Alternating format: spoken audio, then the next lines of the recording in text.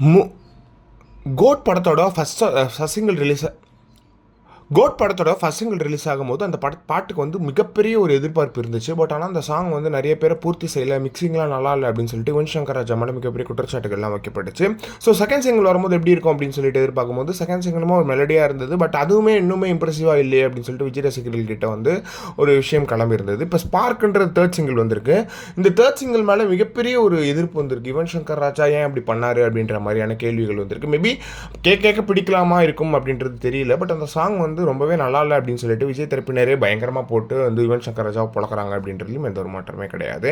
இந்த நிலையில் படத்தோட ஃபர்ஸ்ட் காப்பி, கோட் படத்தோட ஃபர்ஸ்ட் காப்பி ரெடி ஆகிடுச்சாம். இந்த படத்தை வந்து விஜய் அவர்கள் பார்த்துட்டு பயங்கர இம்ப்ரெஸ் ஆகிட்டார் அப்படின்ற மாதிரி சொல்லப்படுது. அதில் அவர் சொல்லும்போது என்ன சொல்லியிருந்தார் அப்படின்னு பார்த்தீங்கன்னா, படம் பார்த்துட்டு நேராக போயிட்டு வெங்கட் பிரபு கட்டி தழுவி கலக்கிட்டையா அவசரப்பட்டு ரிட்டையர்மெண்ட் அனௌன்ஸ் பண்ணிட்டேன், இன்னொரு படமும் கூட பண்ணியிருக்கலாம் அப்படின்னு சொல்லிட்டு ஃபர்ஸ்ட் காப்பியை பார்த்து தளபதி விஜய் அவர்கள் வந்து ரொம்பவே இம்ப்ரெஸ் ஆயிருக்காரு அப்படின்ற மாதிரியும் சொல்லப்படுது. ஃபர்ஸ்ட் காப்பிக்கே எப்படின்னா முழு படத்தை வந்து எல்லாமே ரெடியாகி பார்க்கும்போது இன்னும் பயங்கரமாக இருக்கும் அப்படின்றது. இன்னும் இங்கேருந்து கரெக்டாக ஒரு மாதத்தில் வந்து கோட் திரைப்படம் வந்து நம்மளை வந்து சேர்ந்தடையும்.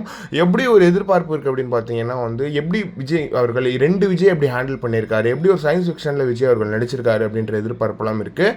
ஒரு பக்கம் மீனாட்சி சௌத்ரி, ஒரு பக்கம் ஸ்னேகா அப்படின்னு சொல்லிட்டு பெரிய கேஸ்ட் உமனில் இருந்தாலுமே அந்த பக்கம் பிரசாந்த் அவர்கள் இருக்காங்க, பிரபுதேவா அவர்கள் இருக்காங்க அப்படின்னு சொல்லிட்டு நிறைய நிறைய ஒரு பெரிய கேஸ்ட் குரூவே இருக்குது படத்தில் அப்படின்ற ஒரு எதிர்பார்ப்பு இருக்குது.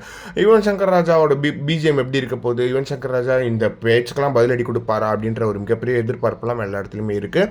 சிஜி ஒர்க் எப்படி இருக்க போகுது அப்படின்றது மிகப்பெரிய எதிர்பார்ப்பு இருக்குது. இது ஒரு டைம் ட்ராவல், ஒரு கேமிங் பற்றின படமாக இருக்கும்ன்ற மாதிரியும் சொல்லியிருக்காங்க. ஸோ நம்ம பொறுத்துறது தான் பார்க்கணும் எப்படி பண்ண போகிறாரு விஜய் அவர்கள் அப்படின்றத. ஸோ இன்னும் ஒரு படம் தான் இருக்குது தளபதிக்கு அப்புறம் அரசியலில் கம்ப்ளீட்டாக போக போகிறாரு. ஆடியோ லான்ச்சஸ் இருக்க போது, ட்ரெய்லர் லான்ச் இருக்க போது, எல்லாத்துக்குமே நம்ம பொறுமையாக இருந்து பார்க்கலாம் எப்படி இருக்குன்னு. இதை பற்றி நீங்கள் என்ன நினைக்கிறீங்க, இப்படி விஜய் அவர்கள் சொன்னதை பற்றின்றதை மறக்காம கமெண்ட் பாக்ஸ்னு சொல்லுங்கள்.